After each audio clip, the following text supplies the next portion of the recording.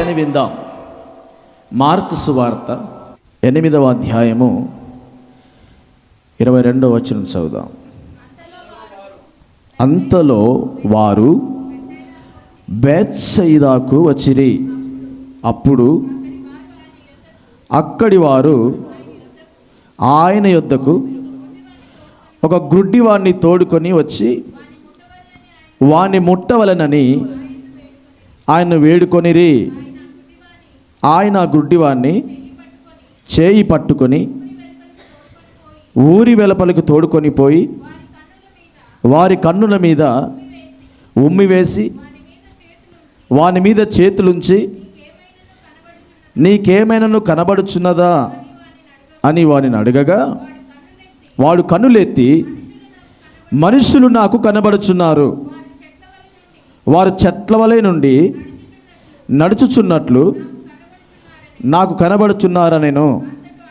అంతటా ఆయన మరలా తన చేతులు అతని కన్నుల మీద ఉంచగా వాడు తేరి చూచి కుదర్చబడి సమస్తమును తేటగా చూడసాగెను. అప్పుడు యేసు నీవు ఊరిలోనికి వెళ్ళవద్దని చెప్పి వాని ఇంటికి వానిని పంపివేసెను. చదవబడినటువంటి లేఖన భాగము ప్రభువు మన వినికిల్లో దీవించి ఆశీర్వదించునుగాక. ఆమేన్. యేసుక్రీస్తు ప్రభువారు తన శిష్యులతో కలిసి అరణ్యానికి వెళ్ళి అక్కడ వారికి వాక్యాన్ని ప్రకటించి బోధించిన తర్వాత అక్కడికి వచ్చిన ప్రజలు అప్పటికే 3 దినాలు అయిన కారణాన వారికి భోజనం పెట్టడానికి దేవుడు వారికి చెప్పాడు. అప్పుడు అక్కడ ఒక 7 రొట్టెలు కొన్ని చిన్న చేపలు ఉండగా ప్రారంభంలో చేసిన అద్భుతాన్ని మరలా ఆ 7 రొట్టెలను ఆ కొన్ని చిన్న చేపలను పట్టుకొని స్తుతించి ఇంచుమించు 4,000 మందికి భోజనం పెట్టారు. ఆ తర్వాత 7 గంపలు మిగిలాయి. అక్కడి నుంచి యేసు ప్రభువారు బేత్సయిదా అనే పట్టణానికి వచ్చాడు. ఎప్పుడైతే ఆ పట్టణానికి వచ్చాడో ఆయన పట్టణంలోనికి ప్రవేశించగానే కొందరు ఒక గుడ్డివాణ్ణి తీసుకొని యేసు ప్రభు దగ్గరికి వచ్చారు. వచ్చి అయ్యా ఈయనను ముట్టండి, బాగు చేయండి అని చెప్పారు. అప్పుడు యేసుక్రీస్తు ప్రభువారు ఆ గుడ్డివాణ్ణి ఊరి బయటకు తీసుకుని వెళ్ళి అక్కడ అతని కనులపైన ఉమ్మి వేసి నీకేమైనా కనబడుచున్నదని అడిగినప్పుడు అయ్యా నాకు మనుషులు చెట్లలాగా కనబడుతున్నారు, నడుస్తున్నట్టుగా కనబడుతున్నారు, కదులుతున్నట్టుగా కనబడుతున్నారు అన్నాడు. ఆ తర్వాత మరలా ఆయన అతని కనులపైన చేతులుంచి మళ్ళీ చూడమని చెప్పినప్పుడు నాకు సరిగా కనబడుతుంది అని చెప్పాడు. ఈ అద్భుతాన్ని మనం మార్కు సువార్తలో చూస్తాం. ప్రియా దేవుని బిడ్డలారా, ఈ అద్భుతంలో లేదా ఈ బేత్సయిదా ప్రాంతంలో జరిగినటువంటి ఈ విషయంలో, ఈ కార్యంలో కొన్ని విషయాలు మనం ధ్యానం చేసే ప్రయత్నం చేద్దాం. ఎప్పుడైతే యేసుక్రీస్తు ప్రభువారు ఆ ప్రాంతానికి వెళ్ళాడో వెంటనే అతని దగ్గరికి ఈ గుడ్డివాణ్ణి తీసుకొని వచ్చాడు. గుడ్డివాణ్ణి యేసు ప్రభువు బాగు చేశాడు. అయితే ఈ గుడ్డివాడు పుట్టు గుడ్డివాడు కాదు. ఇతడు పుట్టుకతో గుడ్డివాడు కాదు. ఇతడు మధ్యలో గుడ్డితనం వచ్చింది. ఇతడు పుట్టినప్పటి నుంచి గుడ్డివాడు కాదు, కానీ ఇతనికి గుడ్డితనం మధ్యలో వచ్చింది. అది ఎలా చెప్పగలం అంటే యేసు ప్రభువారు అతన్ని ఊరి బయటకు తీసుకువెళ్ళి అతని కన్నుల మీద ఉమ్మి వేసి నీకేం కనబడుచున్నది అంటే అతడు మనుషులు కనబడుచున్నారు, చెట్లు కనబడుతున్నవి అని చెప్పాడు. అంటే మనుషులు ఎలా ఉంటాడో ఇతనికి తెలుసు, చెట్లు ఎలా ఉంటాయో ఇతనికి తెలుసు. పుట్టుగుడ్డి వాడికి మనుషులు ఎలా ఉంటారో తెలియదు, చెట్లు ఎలా ఉంటాయో తెలియదు. అంటే ఇతడు పుట్టుగుడ్డివాడు కాదు. ఇతడు కళ్ళు తెరవగానే, ఇతని కళ్ళు యేసుక్రీస్తు ప్రభువు తెరవగానే ఇతడికి మనుషులను గుర్తుపట్టగలుగుతున్నాడు, చెట్లను గుర్తుపట్టగలుగుతున్నాడు. అంటే అంతకు ముందు ఇతడు స్పష్టంగా చూసినవాడు. అంతకుముందు ఇతడు స్పష్టంగా చూపు పొందినవాడే. ఈ చూపు ఉన్నవాడే, కానీ మధ్యలో ఇతనికి గుడ్డితనం వచ్చేసింది. మధ్యలో ఇతని కళ్ళు పోయాయి. ఎందుకు ఇతని కళ్ళు పోయాయి, ఎందుకు ఇతనికి గుడ్డితనం వచ్చేసింది అని మనం ఆలోచన చేస్తే చాలా విషయాలు ఆ లేఖన భాగంలో మనకు కనిపిస్తాయి. కానీ 1-2 విషయాలు మనం ధ్యానం చేద్దాం. యేసుక్రీస్తు ప్రభువారు అతన్ని బాగు చేయడానికి ఊరు లోపల అతన్ని బాగు చేయలేదు, ప్రజల మధ్య అతన్ని బాగు చేయలేదు. అతని బంధువులో, లేదా తోటి స్నేహితులో, లేకపోతే ఇరుగు పొరుగు వారో, లేకపోతే ఇంటి సభ్యులో ఎవరో ఒకరు అతన్ని తీసుకుని వచ్చారు యేసుక్రీస్తు ప్రభు దగ్గరికి. అవునా కదా? అతని కళ్ళు కనిపించట్లేవు కదా, అతను రాలేడు కదా. ఎవరో కొందరు అని ఉంది బైబిల్లో. వారు ఎవరయ్యానో ఉండొచ్చు, ఇంటి వారైనా ఉండొచ్చు, స్నేహితులైనా ఉండొచ్చు, లేకపోతే అతడు చూపు ఉన్నప్పుడు, అతని కళ్ళు కనబడినప్పుడు అతనితో కలిసి తిరిగినటువంటి స్నేహితులు, బంధువులు ఎవరో ఒకరు. కానీ కొందరు ఏం చేశారంటే యేసుక్రీస్తు ప్రభు దగ్గరికి ఆ వ్యక్తిని తీసుకుని వచ్చారు. అయితే తీసుకొని వచ్చిన వారి ముందు కానీ, ఆ ఉన్న ప్రాంతంలో కానీ యేసు ప్రభు వారు అతన్ని బాగు చేయలేదు. అతన్ని ఊరి వెలుపలకు తీసుకొని వెళ్ళాడు, అతన్ని ఊరి బయటకు తీసుకొని వెళ్ళాడు. చాలా సందర్భాల్లో యేసుక్రీస్తు ప్రభువు చాలామందిని బాగు చేశాడు. కానీ ఊరి వెలుపల తీసుకొని వెళ్ళిపోయినటువంటి, ఊరి వెలుపలకు తీసుకొని వెళ్ళిపోయిన వ్యక్తి ఈ గుడ్డివాడే కనిపిస్తాడు. చాలా సందర్భాల్లో యేసు ప్రభువారు ఏ ప్రాంతానికి వెళ్ళినా, ఎవరు ఆయన దగ్గరికి వచ్చినా అక్కడే వారిని స్పాట్గా స్వస్థపరిచాడు, బాగు చేశాడు. కానీ ఈ గుడ్డివాని మాత్రం యేసు ప్రభువారు ఊరికి వెలుపల తీసుకుని వెళ్ళాడు. ప్రజల మధ్యలో అతన్ని బాగు చేయలేదు, ఊరు మధ్యలో అతన్ని బాగు చేయలేదు. ఆ ఊరికిని, ఆ ప్రజలకుని తీసుకొచ్చిన వ్యక్తులకి దూరంగా యేసుక్రీస్తు ప్రభువారే అతని చేయి పట్టుకొని తీసుకొని వెళ్ళాడట. యేసు ప్రభువారే స్వయంగా వారి మధ్యలో నుంచి అతని చేయి పట్టుకొని తీసుకొని ఊరి వెలుపలికి తీసుకొని వెళ్ళిపోయి అక్కడ అతన్ని బాగు చేసినట్టుగా మనం చదువుకున్న లేఖన భాగంలో ఉంది. ప్రియ దేవుని బిడ్డలారా, ఎందుకు యేసుక్రీస్తు ప్రభువారు అక్కడ అద్భుతాన్ని చేయలేదు? ఎందుకు వారి మధ్య యేసు ప్రభువారు గుడ్డివాని బాగు చేయలేదు? ఎందుకు యేసుక్రీస్తు ప్రభువారు ఆ ఊరిలో అతన్ని బాగు చేయలేదు? ఇలా మనం మాట్లాడుకుంటూ పోతే చాలా ప్రశ్నలు మనకు అక్కడ కనబడతాయి. ఎన్నో ప్రశ్నలు మనకు కనబడతాయి అక్కడ. మొదటగా చూపు కలిగిన వాడు, చక్కగా చూసినవాడు, చక్కగా పని చేసుకున్నవాడు మధ్యలో చూపును కోల్పోయే పరిస్థితి ఎందుకు వచ్చింది? ప్రతిదీ కూడా మనం ధ్యానం చేసే అవకాశం ఉంది, కానీ సమయాన్ని బట్టి ధ్యానం చేద్దాం. నేను ఆత్మ సంబంధంగా మాట్లాడుతూ ఉన్నాను. చక్కగా చూసిన వాడే, చక్కగా పని చేసుకున్నవాడే, చక్కగా కలిసి తిరిగిన వాడే, కుటుంబానికి ఉపయోగకరంగా ఉన్నవాడే, స్నేహితులతో కలిసి ఆయా పనులు చేసిన వాడే, మధ్యలో ఇతడు తన చూపును కోల్పోయి గుడ్డివాడిగా మారిపోయాడు. గుడ్డివాడిని ఎవరు పనిలోకి తీసుకుంటారు? గుడ్డివాడు ఏ పని చేయగలడు? గుడ్డివాడు ఎక్కడికి వెళ్ళగలడు? గుడ్డివాడు ఏం చేయగలడు అంటే గుడ్డివాడు ఏం చేయలేడు. అతడు ఎవరి మీదనో ఒకరి మీద ఆధారపడి బ్రతకాల్సిందే. అవునా కదా? అతను నడవాలన్నా, ఒక స్థలానికి వెళ్ళాలన్నా, భోజనం చేయాలన్నా, ఏది చేయాలన్నా ఎవరో ఒకరు. గుడ్డివాడు ఎవరి మీదనో ఒకరి మీద ఆధారపడి భక్తి చేస్తాడు లేదా జీవిస్తాడు. అతడు ఫుడ్ తినాలన్నా, అతడు మరొక స్థలానికి వెళ్ళాలన్నా ఎవరో ఒకరు అతను తీసుకుని వెళ్ళాలి. ఒకప్పుడు ఒక వెలుగు వెలిగినవాడు, ఒకప్పుడు చక్కగా నడిచినవాడు, ఒకప్పుడు కళ్ళతో అన్ని చూసినవాడు, ఒకప్పుడు ఏ స్థలానికైనా తను మాత్రమే వెళ్ళగలిగిన వాడు, తన పని తాను చేసుకోగలిగిన వాడు, ఇప్పుడు ఎవరో ఒకరు అతన్ని తీసుకొని, చెప్పండి, ఎవరో ఒకరు అతన్ని తీసుకొని వెళ్ళాలి. ప్రియా దేవుని బిడ్డలారా, ఎందుకు ఈ గుడ్డితనం వచ్చింది అనేది బైబిల్లో రాసి లేదు. నిజానికి బైబిల్లో అన్నీ స్పష్టంగా వ్రాసి ఉండవు.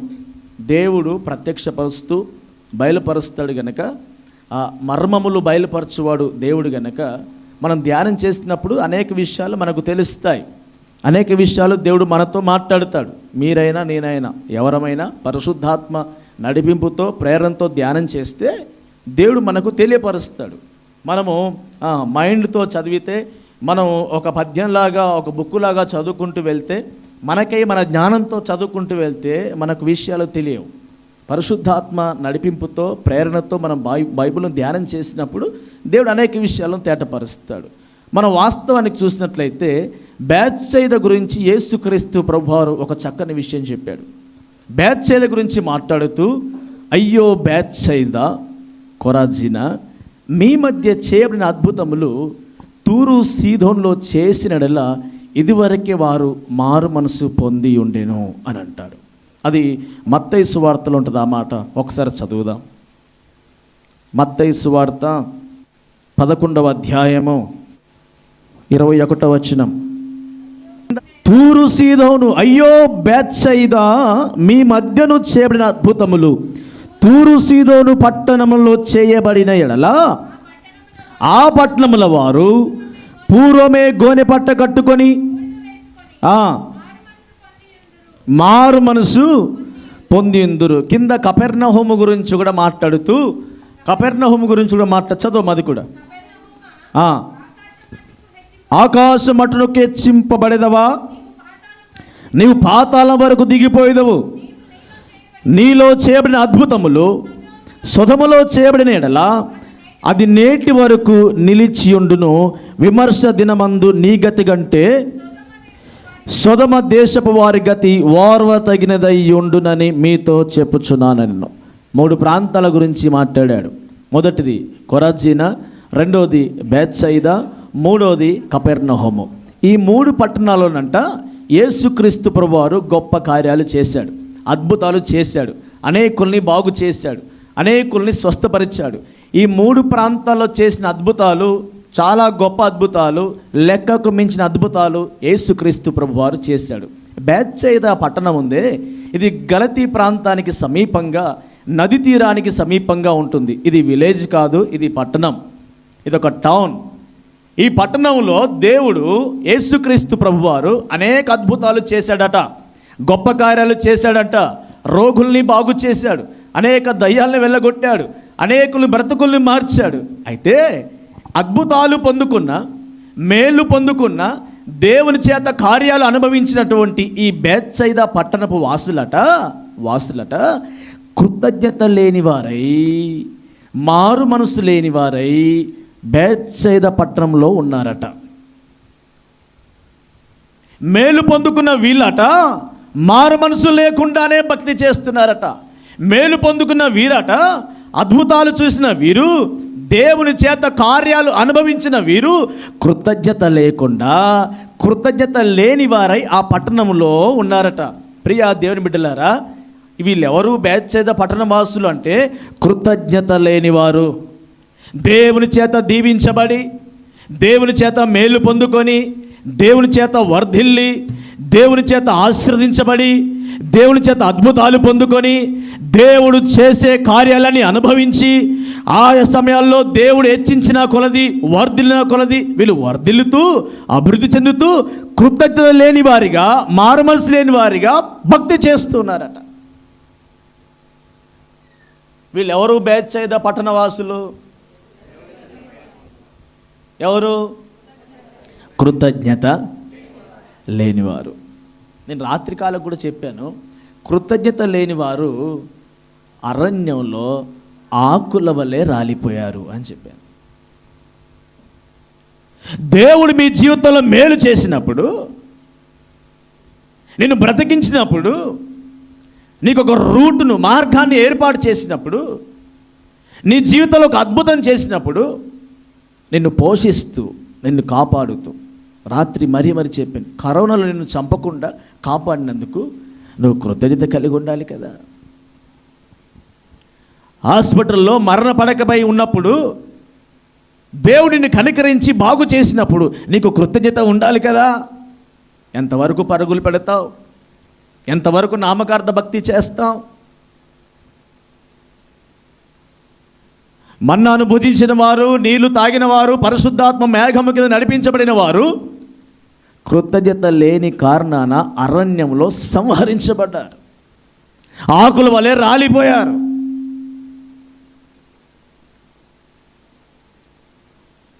యేసు ప్రభువారు స్వయంగా చెబుతున్నాడు, అయ్యో బేత్సయిదా. అయ్యో అని ఎప్పుడు అంటాం? అక్కడ ఘోరమైన పరిస్థితి ఉన్నప్పుడు, వారు నాశనానికి వెళ్తున్నప్పుడు, వారు నరకానికి వెళ్తున్నప్పుడు, వారి పరిస్థితి దిగజారిపోయినప్పుడు, వారు దేనికి పనికి రాకుండా పోతున్నప్పుడు, వారి బ్రతకంతా దిగజారిపోయి నాశనకరమైన స్థితిలోనికి, మరణకరమైన స్థితిలోనికి వెళ్ళినప్పుడు వాళ్ళ గురించి పాపంతో యేసుక్రీస్తు ప్రభువారు స్వయంగా చెబుతున్న మాట ఏంటంటే, అయ్యో బేత్సయిదా, నీ మధ్య చేసిన అద్భుతాలు, నీకు చేసిన మేలు సొదొమ గొమొర్రా పట్టణ వాసులకు చేసిన వాళ్ళు బాగుపడుతుండే, వారు మారు మనసు పొంది, వారు దేవునిలో భక్తితో, దేవుని సన్నిధిలో భక్తితో వాళ్ళు ఎదుగుతూ ఉండే. నిన్ను పోషించినట్టుగా, నిన్ను ప్రేమించినట్టుగా, నిన్ను వర్ధల చేసినట్టుగా, నీ జీవితంలో కార్యం చేసినట్టుగా, నిన్ను కాపాడినట్టుగా, నీకు సహాయం చేసినట్టుగా తూరు సీదోను పట్టణ వాసులకు సహాయం చేస్తే వాళ్ళైనా కృతజ్ఞత కలిగి ఉండేవారు. నీ జీవితంలో ఎన్ని కార్యాలు చేసినా, నిన్ను ఎంత కాపాడుకుంటూ వచ్చినా, హాస్పిటల్ నుంచి క్షేమంగా నిన్ను తీసుకొని వచ్చినా, ఎన్ని గొప్ప కార్యాలు చేసినా నీకేం లేదంటే కృతజ్ఞత లేదు.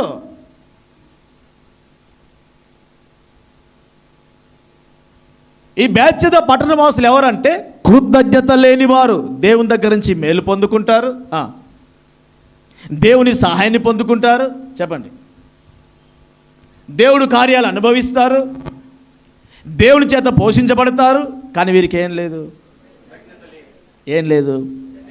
కృతజ్ఞత లేదు. అయితే ఈ గుడ్డివాడు కృతజ్ఞత లేని వారితో సహవాసం కలిగి ఉన్నాడు. కృతజ్ఞత లేని వారితో ఇతడు సహవాసము చేసెను. బైబిల్లో వ్రాసి లేదు, మనం తవ్వితే వస్తాయి. నేను ఆధారం చూపిస్తాను. ఎవరి జీవితంలో అయితే దేవుని పట్ల కృతజ్ఞత హృదయము కలిగి ఉండరో వారి జీవితము గుడ్డి జీవితంగా మారిపోయింది. అంత మాత్రమే కాదు, వారితో సహవాసం చేసిన వారి బ్రతుకులు కూడా గుడ్డి బ్రతుకులు అయిపోతాయి. వాళ్ళు క్రైస్తవులే కావచ్చు, మరొకరు కావచ్చు, నీ పక్కన కూర్చున్న వాళ్ళు కావచ్చు. వారికి కృతజ్ఞత లేదు కదా, దేవుని మేలు పొందుకుంటూ, ఆశీర్వాదాలు పొందుకుంటూ, ప్రార్థించినప్పుడు దేవుడు సహాయం చేస్తున్నప్పుడు, వర్ధల చేస్తున్నప్పుడు, అన్ని కార్యాలు అనుభవిస్తూ కృతజ్ఞత లేని వారిగా వారు ఉన్నప్పుడు అలాంటి వారితో మీరు సహవాసం చేయకండి, మీ బ్రతుకులు పాడవుతాయి.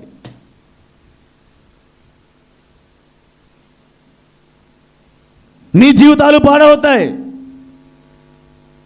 వాళ్ళు ఎలాంటి వారైనా కావచ్చు, ప్రార్థన పరులా, భక్తి చేసేవారా, పరిచర్య చేసేవారా, పాడేవారా, ఆరాధించేవారా, వారు ఎవరైనా కావచ్చు, దేవుని ఎడల వారికి కృతజ్ఞత లేకపోతే అలాంటి వారితో మీరు సహవాసం చేయొద్దు.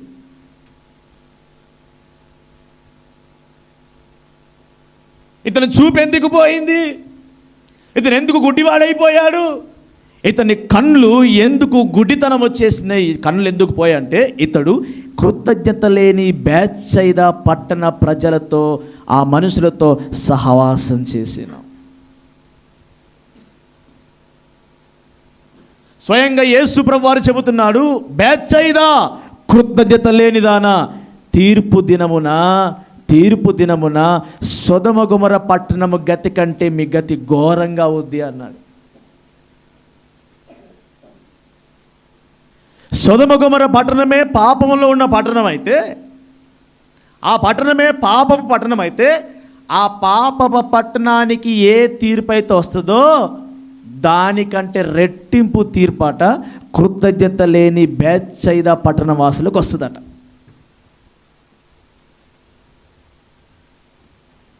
నీ జీవితంలో దేవుడు కార్యం చేసినప్పుడు, నిన్ను వర్ధల చేస్తున్నప్పుడు, నీకు ఆరోగ్యం ఇచ్చి కాపాడుతున్నప్పుడు నీవు కృతజ్ఞత కలిగి ఉండాలి కదా, ఆయనకు సమీపంగా రావాలి కదా. ఆయనకు మరీ సమీపంగా రావాలి కదా. తిమోతి రాసిన పత్రికలో పౌలు గారు మాట్లాడుతూ ఇలా అంటాడు, కృతజ్ఞత లేనివారు, బెంకములాడువారు, స్వార్థంతో ఉండేవాళ్ళు, ఇలాంటి వారికి నీవు తిమోతి విముఖుడవై ఉండుము. అంటే వాళ్ళకి నీవు దూరంగా ఉండు. నాకు అర్థం కాలేదు ఆ మాట చదివినప్పుడు. ఎందుకు దూరంగా ఉండమన్నాడు పౌలు గారు? నాకు అర్థం కాలే. ఎందుకు దూరంగా ఉండమన్నాడు తిమోతిని? వారు క్రైస్తవులే కానీ స్వార్థప్రియులు, వారు క్రైస్తవులే కానీ కృతజ్ఞత లేనివారు, వారు క్రైస్తవులే కానీ బింకములాడువారు, వారు క్రైస్తవులే కానీ అహంకారులు. ఈ లిస్ట్ అంతా ఉంటుంది తిమోతి పత్రికలు. తిమోతి, ఇలాంటి వారికి నువ్వు దూరంగా ఉండు, అలాంటి వారితో సహవాసం చేయకు. అయ్యా వాళ్ళు బైబిల్ పట్టుకొని ప్రతి ఆదివారం మందిరానికి వస్తున్నారయ్యా, అయినా సరే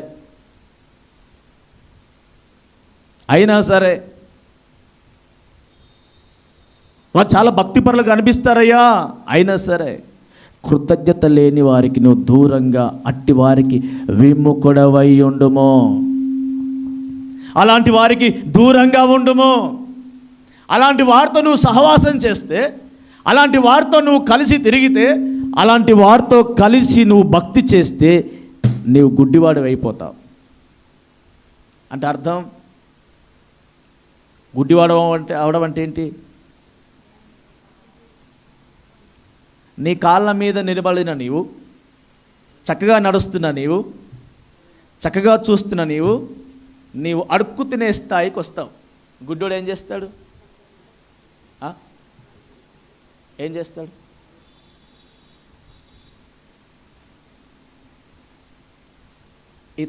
ఇతరుల మీద ఆధారపడే పరిస్థితికి వస్తావు. ఇతరుల మీద ఆధారపడి ఇతరుల దగ్గర దేహి అనే పరిస్థితికి వస్తావు. నీకున్న ఆశీర్వాదం పోతుంది, నీకున్న విలువ పోతుంది.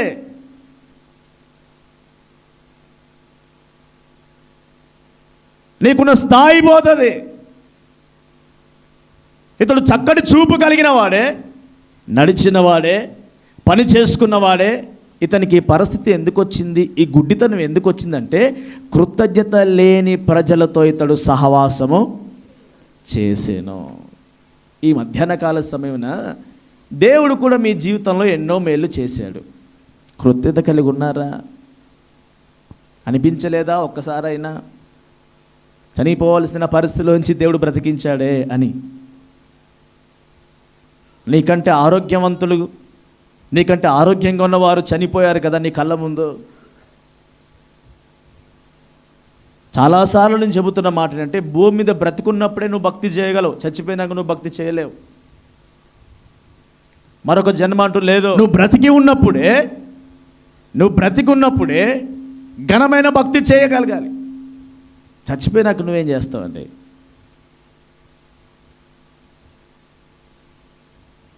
నేను చాలాసార్లు ఆలోచన చేస్తాను, మనతో ఒక నటించాలి, ఒక 70 ఏళ్ళు 80 ఏళ్ళు మనం భూమి మీద నటించి చూసి తిని ఆ తర్వాత చనిపోవాలి. ఆ తర్వాత చనిపోయిన వారు ఇప్పటివరకు తిరిగి ఎప్పుడు లేవలేదు. ఇంకా మనకంటే ముందు చనిపోయిన వాళ్ళు ఇప్పటివరకు ఎవరు లేవలేదు. వాళ్ళు మట్టిలో కలిసిపోయారు. ఆల్రెడీ వారు మట్టిలో కలిసిపోయారు. మళ్ళీ వారి భూలోకాన్ని చూడలేదు. ఇప్పుడు నేను ఇంత గట్టిగా మాట్లాడుతున్నాను, మనం వింటున్నాం, మనం చలిస్తున్నాం, మనం నడుస్తున్నాం. రేపు మనం చనిపోయిన తర్వాత మళ్ళీ ఈ లోకాన్ని చూడం.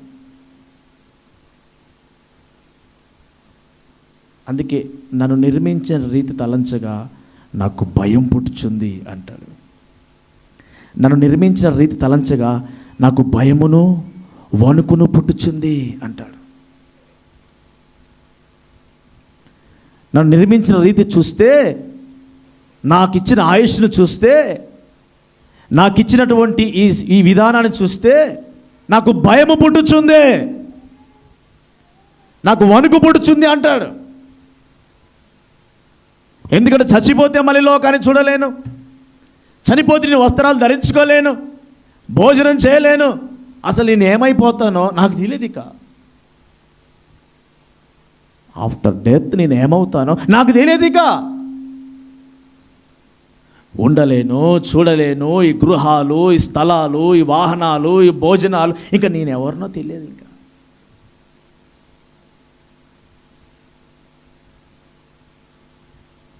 ఒక ఈ క్షణం చనిపోతే రేపటి నుంచి నేను మిమ్మల్ని చూడలేను, రేపటి నుంచి నేను భోజనం చేయలేను, నాకు ఈ లోకం మళ్ళీ కనిపించదు. ఇక నేను కాదు, మీరైనా, ఇక్కడ మనం అందరమైనా, భూమి మీద పుట్టిన ప్రతి ఒక్క మనుష్యుడు. నా రోజులు నీ గురించి నా గురించి మాట్లాడుకుంటారు, నా రోజులు నీ గురించి నా గురించి మాట్లాడుకుంటారు. ఆ తర్వాత ఎవరు మాట్లాడారు? మన మధ్యలో తాతగారు చనిపోయాడు, ఎన్ని రోజులు మాట్లాడాం? మర్చిపోయినాం ఆల్రెడీ. నిన్ను కూడా మర్చిపోతారు, నన్ను కూడా మర్చిపోతారు, అంతే. నన్ను కూడా మర్చిపోతారు. భూమి మీద నువ్వు సజీవుడిగా ఉన్నంత వరకే నువ్వు భక్తిని చేయి. నీ సహవాసము కృతజ్ఞత లేని వారితో ఉండకూడదు. గుడ్డితనం వచ్చేస్తుంది. గుడ్డితనం అంటే నీకున్న ఆశీర్వాదం పోయి ఇతరుల మీద ఆధారపడే పరిస్థితికి నువ్వు వస్తావు. చక్కగా చూసినవాడు, నడిచినవాడు ఎందుకు గుడ్డివాడైపోయాడంటే కృతజ్ఞత లేని వ్యక్తులతో అతడు సహవాసము చేసెను. హల్లెలూయా చెబుదాం, హల్లెలూయా. కృతజ్ఞత లేని వ్యక్తులతో సహవాసం చేస్తేనే ఇతని కళ్ళు పోయాయి. మీకు అర్థమవుతుందా? కృతజ్ఞత లేని వ్యక్తులతో సహవాసం చేస్తేనే ఇతని కళ్ళు పోయాయి కదా, కళ్ళు పోయాయి కదా. అలాంటిది కృతజ్ఞత లేకుండా ఉన్న వారి పరిస్థితి ఏంటి?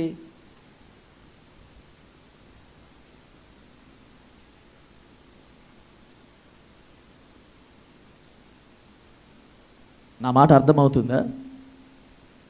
కృతజ్ఞత లేని వారితో సహవాసం చేస్తేనే ఇతను గుడ్డివాడైపోతే, ఇతను కళ్ళు పోతే, కృతజ్ఞత లేని వారి పరిస్థితి ఏంటి? వారి పరిస్థితి అంట, సొదొమ గొమొర్ర పట్టణము 24 వచనం. విమర్శ దినమందు నీ గతి కంటే సొదొమ దేశపు వారి గతి ఓర్వ తగినదై ఉండునని మీతో చెప్పుచున్నాను నేను. గతి, బా చాలా స్ట్రాంగ్ వాడు యూజ్ చేశాడే. అరే వానికి ఏం గతి పట్టిందిరా అంటాం. అరే పలానాకి ఏం గతి పట్టింది చూడరా.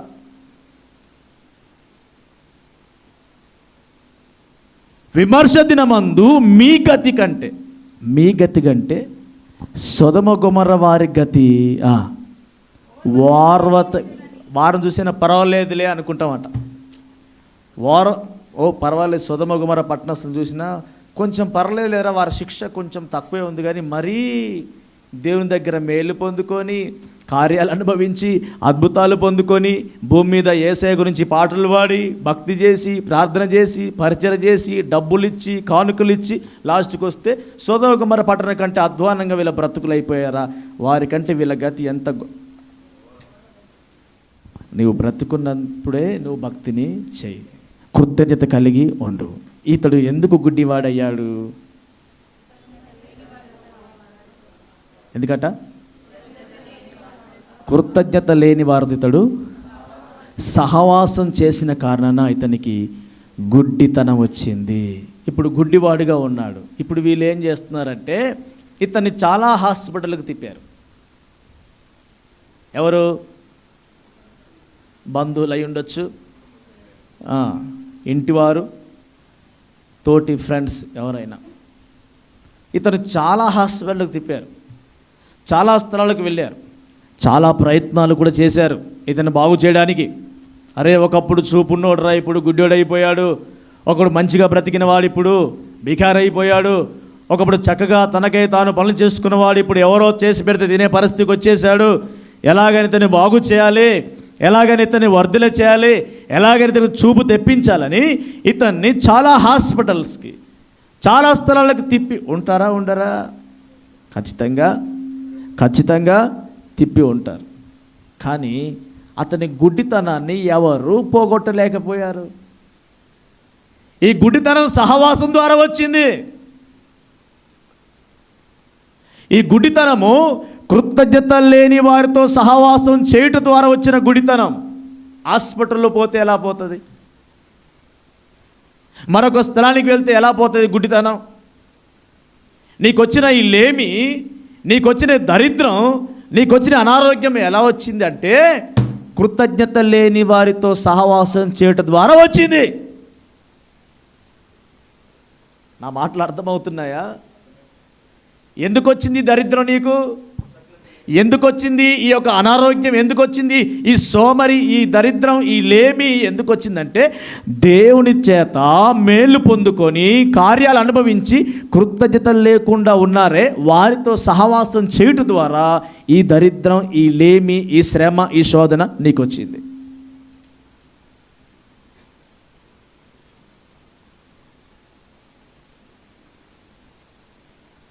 విశ్వ ప్రయత్నాలు చేశారు, అనేక స్థలాలకు వెళ్ళారు, అనేక ప్రాంతాలకు వెళ్ళారు. ఇతని లేమి మాత్రం పోలేదు, గుడ్డితనం పోలేదు, దరిద్రం పోలేదు, ఇతని శ్రమ పోలేదు. ఎందుకు? ఇతను తీసుకుపోతున్న వారు ఎవరంటే కృతజ్ఞత లేని వారే.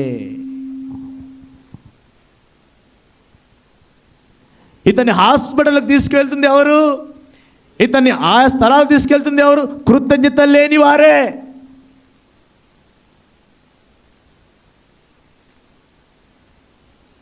మొత్తానికి వాళ్ళు చేసిన మంచి పని ఏంటంటే కృతజ్ఞత లేకపోయినా యేసుక్రీస్తు ప్రభువారు తీసుకొచ్చాడు.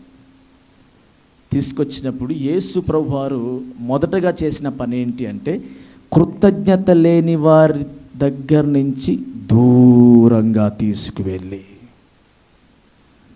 కృతజ్ఞత లేని వారితో వారి సహవాసం నుంచి దూరంగా తీసుకువెళ్ళి, ఇంకో మాట చెప్పాలంటే అసలు ఆ ప్రాంతం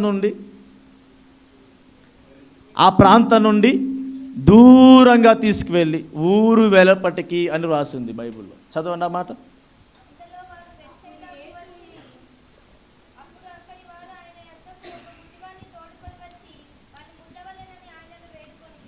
మార్కు 8:24 చదవండి. ఆయన గుడ్డివాని చేయి పట్టుకొని ఊరు వెలపలకి తోడుకొని పోయి. చాలు. ఎక్కడ తీసుకెళ్ళాడు? ఊర్లో బాగు చేయలేడా? ఊర్లో స్వస్థపరచలేడా? ఊర్లో అతనికి చూపునివ్వలేడా దేవుడు? ఊర్లో అతని గుడ్డితనం తొలగించలేడా? తొలగించగలడు. ఒక ఆత్మీయ పాఠాన్ని దేవుడు అక్కడ మనకు నేర్పిస్తున్నాడు.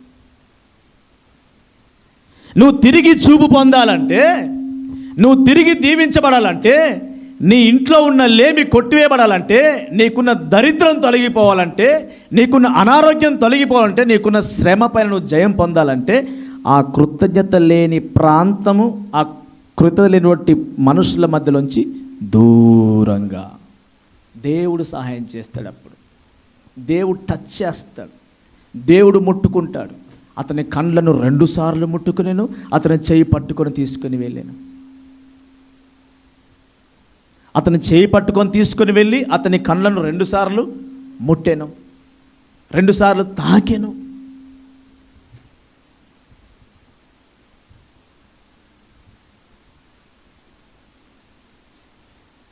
ఇంకా చాలా విషయాలు ఉన్నాయి, కానీ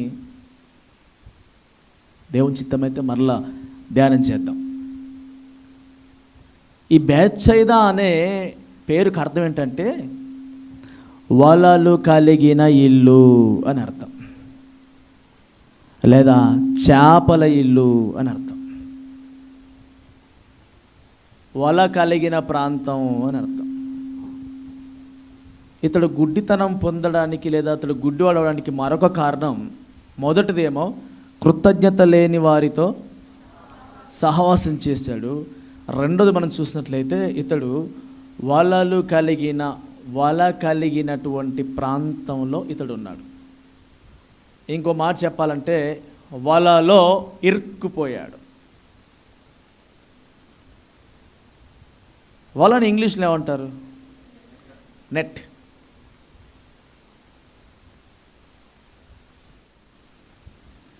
నెట్ అంటే వలే కదా. ఇంటర్నెట్ అంటే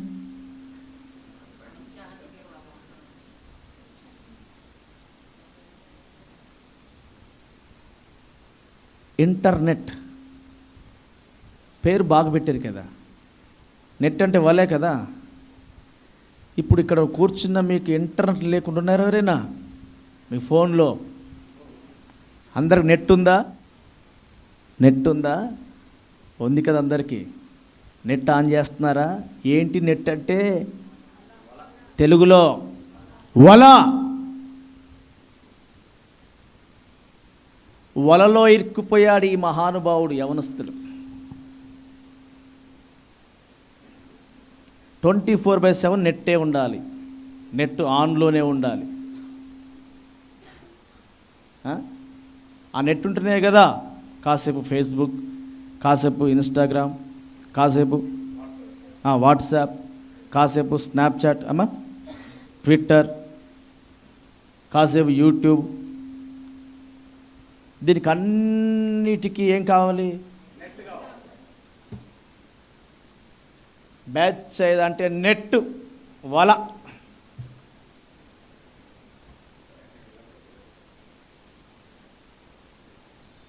పక్కన తల్లిదండ్రులు జ్వరంతో మూలిగినా పర్వాలేదు, ఎవరిని వచ్చి డోర్ కొట్టి ఇంట్లోకి వచ్చి సామాను తీసుకొని వెళ్ళిపోయినా అంతా నెట్టుమయం. నెట్ ఉంటే చాలు. నెట్ ఉంటే బాగా పెట్టారు పేరు.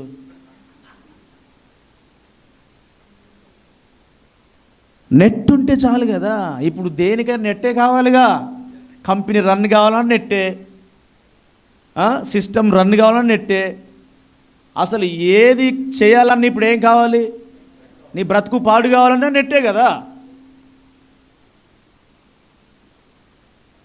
ఇప్పుడు ఫోన్లో గేమ్ ఆడాలన్నా నెట్ కావాలిగా.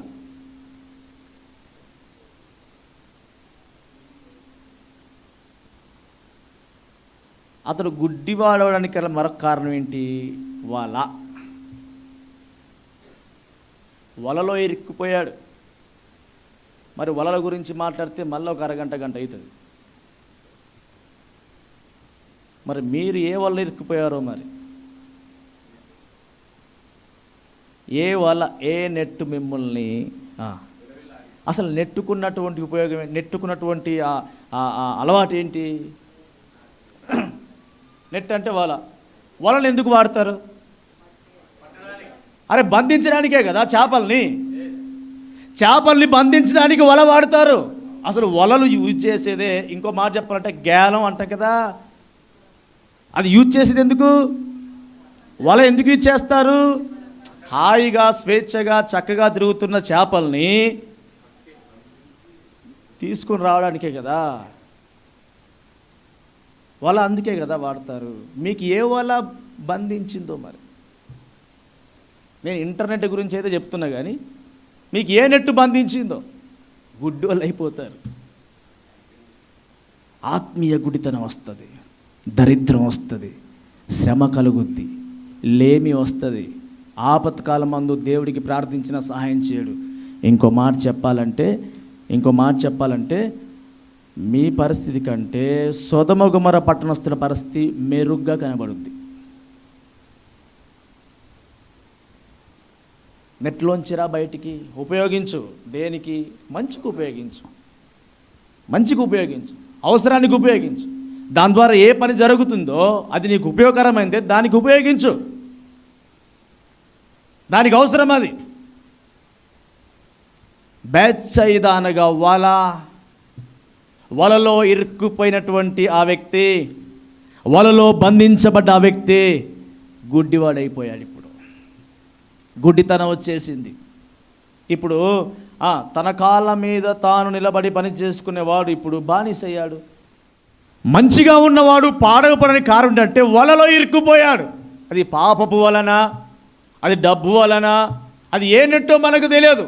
అది ఇంటర్నెట్టా లేకపోతే మరొక నెట్టా మనకు తెలియదు. కానీ మొత్తానికి వలలో ఇరుక్కుపోయాడు. అది త్రాగుడు వలన, అది ఏ వలనో మనకు తెలియదు. వలన కాదు, వల. ఏ నెట్టో మనకి త్రాగే నెట్ట, పాపపు నెట్ట, వ్యభిచారపు నెట్ట, ఏ నెట్టో మనకు తెలియదు, కానీ ఆ నెట్టులో ఇతడు ఇరుక్కుపోయాడు కాబట్టి అతనికి గుడ్డితనం వచ్చేసింది. ఇప్పుడు తిరిగి నీవు దీవించబడాలి, తిరిగి నువ్వు ఆశీర్వదించబడాలి, తిరిగి నీకున్న ఆ గుడ్డితనం పోవాలంటే ఇప్పుడు ఆ నెట్ నుండి, ఆ కృతజ్ఞత లేనటువంటి వ్యక్తుల నుండి దూరంగా వస్తే దేవుడు తిరిగి నిన్ను వర్ధిల్ల చేస్తాడు. నేను దేవుడి మాటలు ముగిస్తూ ఉన్నాను.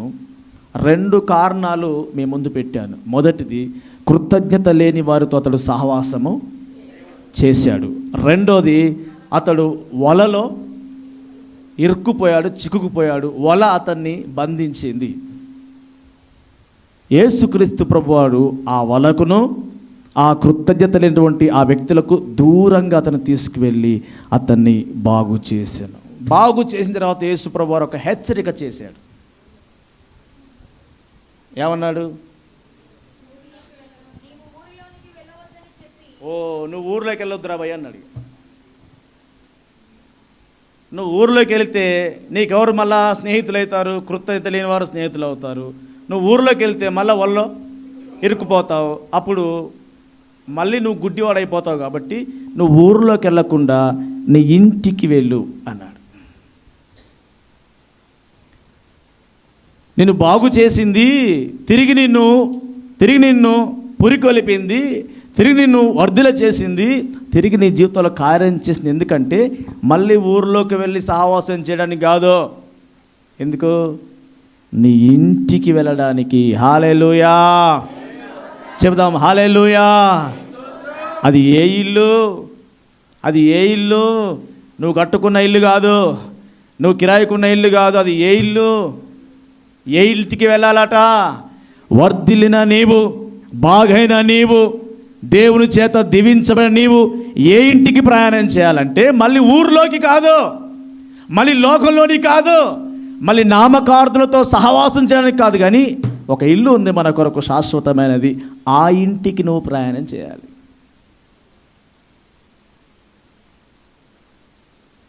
ఇక్కడ మనం చూస్తే ఏ ఇంటికంటే అతనింటికి వెళ్ళాడు.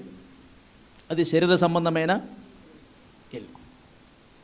చాలామంది బిడ్డలు వలలో ఇరుక్కుపోయి వారి జీవితం ఎటుకాకుండా చేసుకున్నారు. ఇప్పటికే ఈ మధ్యాహ్న కాల సమయం దేవుని మాటలు ముగిస్తున్నాను.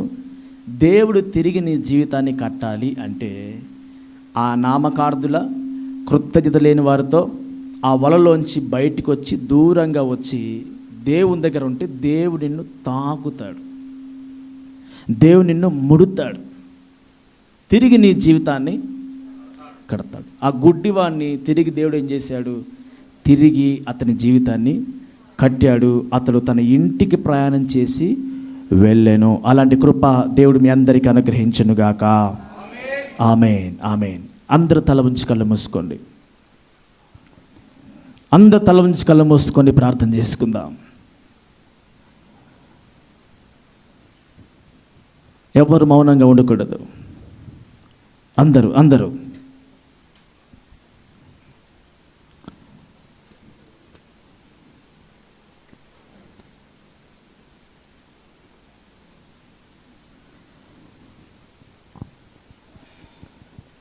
తల ఉంచి కళ్ళు మూసుకొని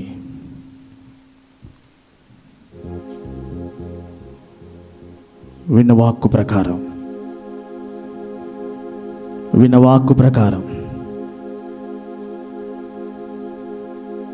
దేవుడు మాట్లాడిన ప్రతి మాట ప్రకారం చక్కగా జీవించిన నీ జీవితంలోనికి ఎందుకు గుడ్డితనం వచ్చింది? ఎందుకు గుడ్డితనం వచ్చింది? ఆశీర్వదించబడిన కుటుంబంగా ఉన్న నీ కుటుంబంలోనికి లేమి ఎందుకు వచ్చింది? ఆరోగ్యంగా ఉన్న నీ కుటుంబంలోనికి అనారోగ్యం ఎట్లా వచ్చింది? దరిద్రం ఎలా వచ్చింది? సాఫీగా సాగుతున్న నీ జీవితంలోనికి శ్రమ ఎలా వచ్చింది? శోధన ఎలా వచ్చింది?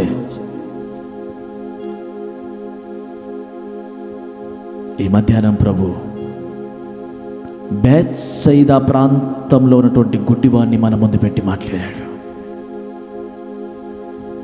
సమాధానంతో, శాంతి సమాధానంతో, నెమ్మదితో కొనసాగుతున్న నీ జీవితంలోనికి అసమాధానం ఎలా వచ్చింది? నెమ్మది లేని పరిస్థితి ఎందుకు వచ్చింది?